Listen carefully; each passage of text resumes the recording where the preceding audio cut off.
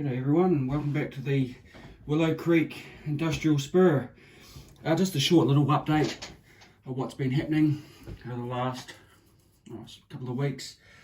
I have been doing the steel supplier with the gantry crane inside.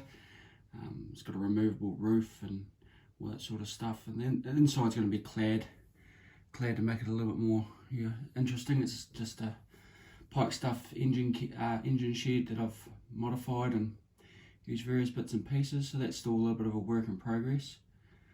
Down here we've got the starting of the Red Wing milling.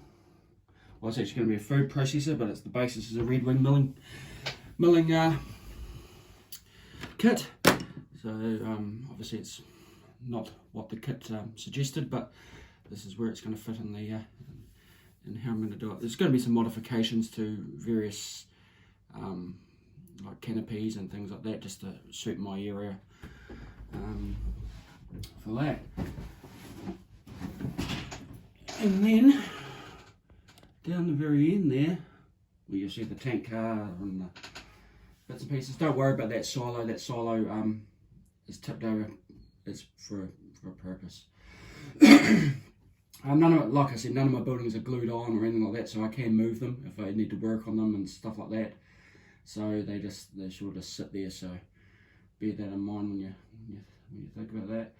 Down the very end there, where you see those the box cars and the tank car down there, that's where the milling or the food processing plant's going to go down there. So it's quite a big building, 770 millimeters long.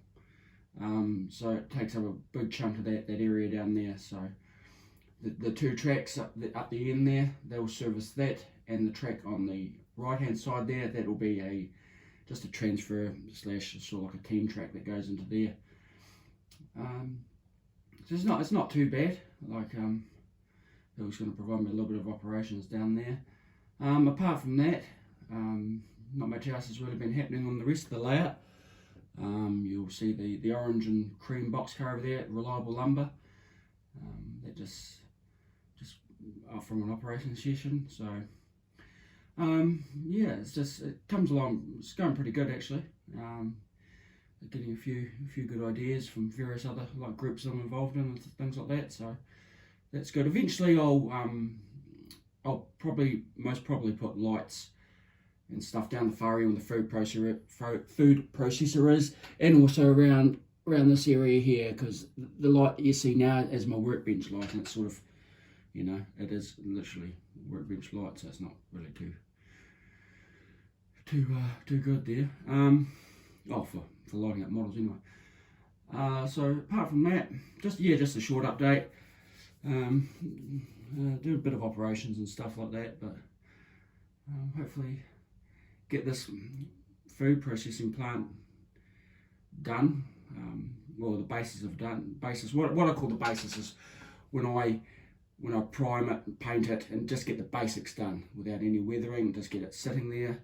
Like the rest of these buildings, that's what I call the basis. Like some of them haven't even been weathered. They look like they have been weathered, but that's just the basis for me. I try and get things like as realistic as possible. So sometimes I build a building and then it'll sit there for a long time, so it will sort of grow on me, and then I can sort of work out what I want to do with weathering and stuff like that. So, but yeah, well, thanks for watching, and I'll carry on modelling.